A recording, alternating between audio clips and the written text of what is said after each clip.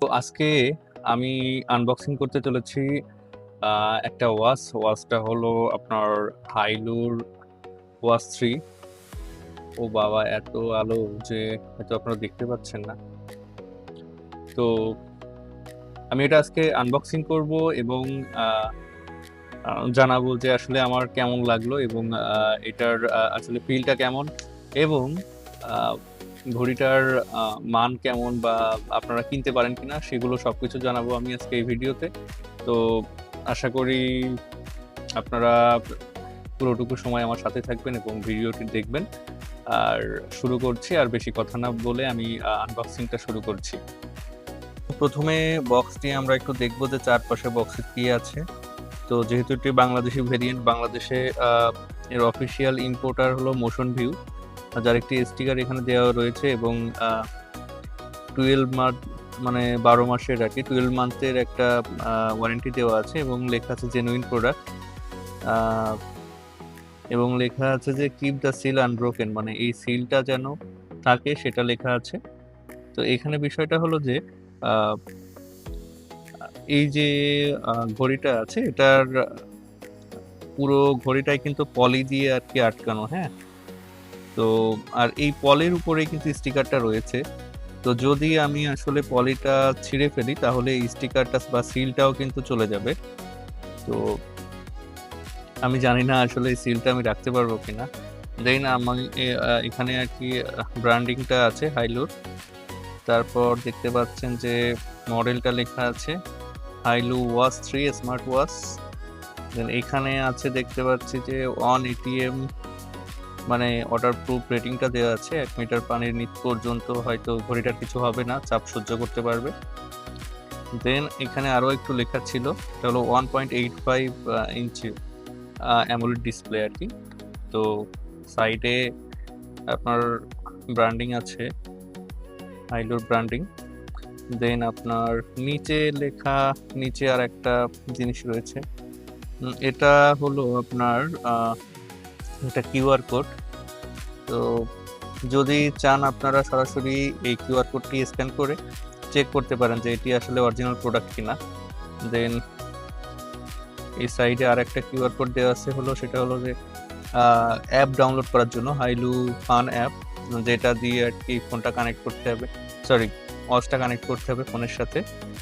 দেন আমরা নিচে কি কি দেখব, নিচে দেখতে পাচ্ছি ফিচারগুলো ছোট আকারে লেখা আছে। প্রথমে মডেলটা লেখা আছে, দেন 1.8 ইঞ্চ সুপার অ্যামোলেড ডিসপ্লে। দেন পিপিআই লেখা আছে, রেজুলেশনটা কেমন, 390x450, bigger and clear view. তো বোঝাই যাচ্ছে যে পিপিআই বা পিক্সেল পার ইঞ্চ খুবই ভালো। দেন ভয়েস অ্যাসিস্ট্যান্ট সাপোর্ট আছে আর ব্লুটুথ কলিং আছে। এটা যদিও এখনকার প্রায় সব ঘড়িতেই এটা থাকে। দেন আর কি আপনার 150+ ওয়ার্কআউট মোড আছে, যেটা হয়তো আমার তেমন একটা কাজে লাগবে না। দেন অন এটিএম, যেটা অন এটিএম ওয়াটার রেজিস্ট্যান্ট, যেটা লেখা আছে প্রফেশনাল ওয়াটার রেজিস্ট্যান্ট, এটা সামনেও ছিল।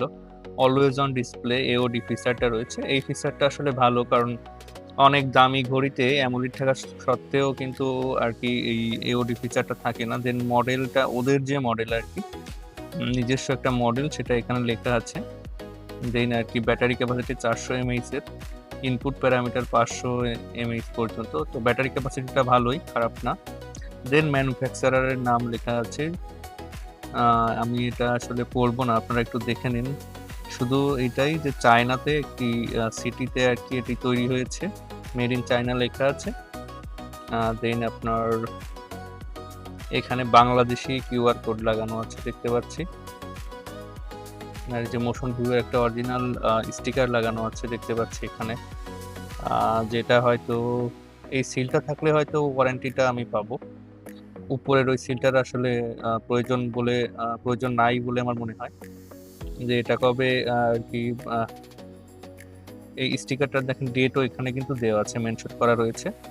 ডেটটা হলো আপনার 2026-এর 4, মানে এপ্রিল মাসে এটা হয়তো বাংলাদেশে এসেছে। এখানে সিরিয়াল এবং আরও একটি বারকোড রয়েছে, কিন্তু এর মানেটা আমি আসলে জানি না। কোয়ালিটি সার্টিফাইড লেখা আছে বাংলাদেশ থেকে। যাই হোক, তো অনেক কথা বললাম। এখন ওইটা পলিটা আগে ছিঁড়তে হবে, যেহেতু পলি করা আছে। আমি এক হাত দিয়ে ভিডিও করছি আর এক হাত দিয়ে আনবক্সিং করছি, একটু কষ্ট হচ্ছে আমার। তো নো প্রবলেম। এই যে পলিটা আমি আলাদা করে ফেলেছি। ও শিট, পলিটা উড়ে গেল। দেন ঘড়িটা আসলে পলিটাই করলে, এটার কিন্তু কোনো টেপিং করা নাই আর কি। এখন এই জন্যই হয়তো পলি করা ছিল। প্রোডাক্টটা এখন খুলতে গেলে আমাকে 2 হাত লাগানো লাগবে।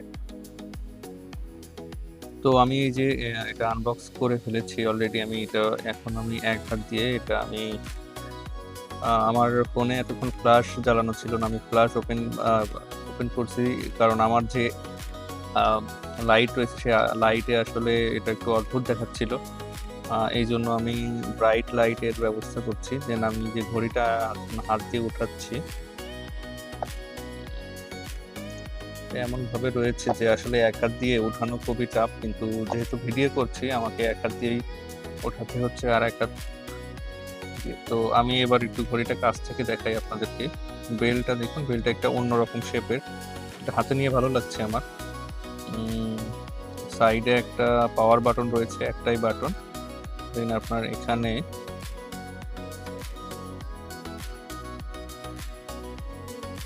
এখানে কিছু লেখা আছে, ব্যাটারিটা লেখা আছে আর একটা চার্জিং ডক। তো যে এটা খুলতে হবে, আসলে না খুললে আসলে বোঝানো পসিবল না যে আসলে কি কি রয়েছে এখানে। তো আমি খুলছি। তো এটা আমি খুলে ফেললাম। দেন এখন কিন্তু আমরা কোড দেখতে পারবো যে পিছনে আসলে কি কি রয়েছে। এখানে দেখা যাচ্ছে যে খুব বেশি কাছে আনা আসলে উচিত না, এটা চার্জিং ডক রয়েছে। দেন আপনার মডেল লেখা রয়েছে, ইনপুট ভোল্টেজ লেখা রয়েছে 5 ভোল্ট পর্যন্ত। সবকিছুই ঠিক আছে। এটা হলো চার্জিং ডক। এত কাছে আনলে হয়তো আপনারা দেখতে পাচ্ছেন না, আমি একটু জুম করে দেখাই, সেক্ষেত্রে ক্লিয়ার হবে বিষয়টা। তো এর ফ্রেমটা অনেক কাছ থেকে একটু দেখুন, এর ফ্রেমটা অনেক চকচক করছে। মাত্র একটা ঘড়ি ওপেন করলাম। তো এই যে স্টিকারটা আমি এখনো খুলিনি। দেখুন এখানে কোম্পানির ব্র্যান্ডিং করা রয়েছে স্টিকারটাতে। তো যাই হোক, এটা আমি একটু সাইডে রাখি, দেখি বক্সের ভিতরে আর কি কি রয়েছে। তো বক্সের ভিতরে একটা ফোম, দেন আপনার একটা শেপ আছে, একটা বক্সি শেপ। দেন এখানে চার্জিং কেবল রয়েছে, চার্জিং ডক।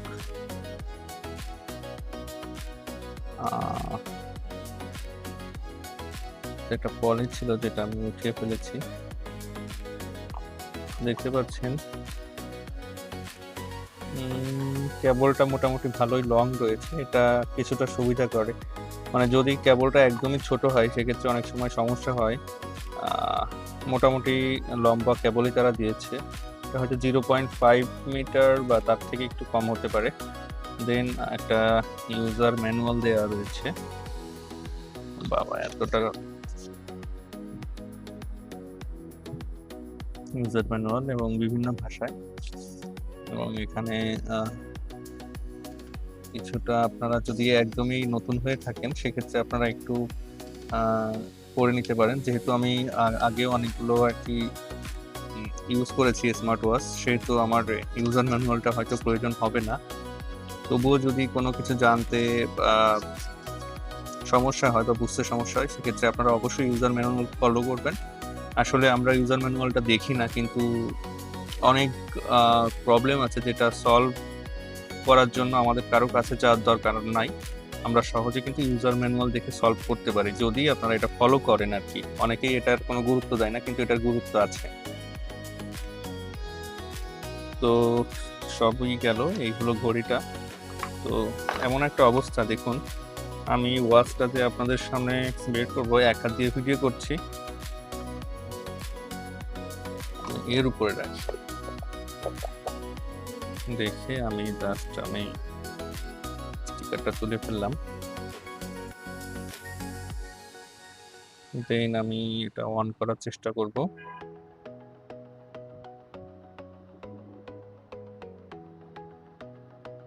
হ্যাঁ, অন হয়েছে। ওয়েলকাম। বোঝাই যাচ্ছে ডিসপ্লেটা অনেক সুন্দর। ও শিট! এরপর মনে হয় আমি আর আগাতে পারবো না, কারণ আমাকে অ্যাপ ডাউনলোড করতে হবে। দেন আমি আর কি আপনাদেরকে দেখাতে পারবো।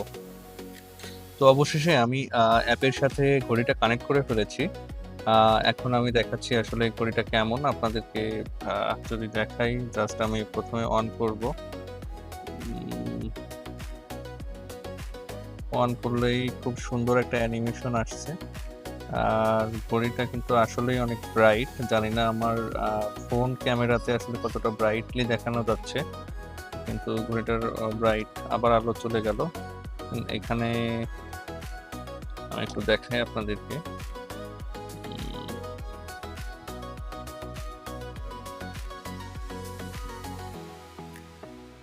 দেখতে পাচ্ছেন আসলে ব্রাইট কিনা, কারণ যখন আর কি ওটা ব্রাইট হয় তখন অনেক সময় হয়। খুবই ব্রাইট ঘড়িটা, আসলে আমি এভাবে দেখাতে পারছি না। এবং এখানে আরো একটি জিনিস আমি মাত্র খেয়াল করলাম, যে এখানে আসলে বাংলা সাপোর্ট করে, এটা কিন্তু আমার জানা ছিল না। তো এটা একটা দারুণ বিষয় যে এই ঘড়িটাতে বাংলা সাপোর্ট করে, এটা আমি জাস্ট এখনই জানতে পারলাম।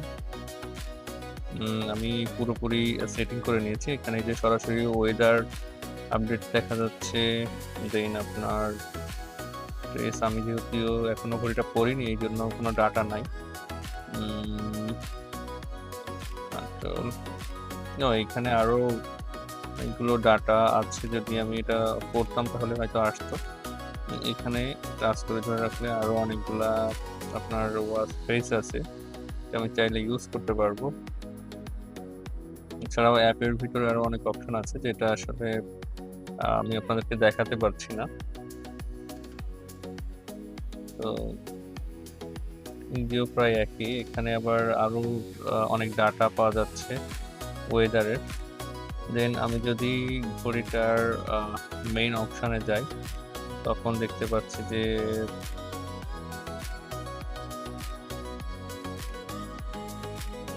Activity, heart rate. আমি জানি না, খুব তাড়াতাড়ি আসলে স্ক্রিনটা অফ হয়ে যাচ্ছে কেন, এটা হয়তো আমি সেটিং করতে পারিনি এখনো। দেন ফোন কলের একটি ফোন কল আছে, ওয়ার্কআউট আছে, নোটিফিকেশন, ওয়ার্কআউট রেকর্ডস, এখানে থাকবে ব্রেথ, ভয়েস অ্যাসিস্ট্যান্ট। দেখি ভয়েস অ্যাসিস্ট্যান্টের ভিতরে কি আছে আসলে। এটা এখানে তো আমি কথা বলছি। ও আচ্ছা, আমার ফোনে অলরেডি দেখছি যে যখনই এটা আমি ওপেন করছি, আমার ফোনে কিন্তু অলরেডি জিমিনি ওপেন হয়ে গেছিল।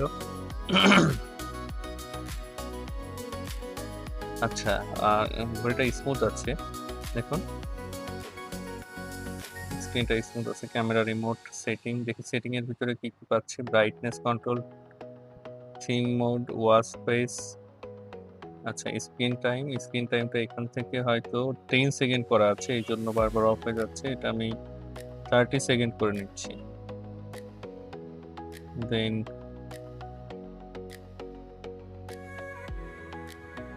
আচ্ছা, উপর থেকে টান দিলে একটা নোটিফিকেশন বারের মতো আসে।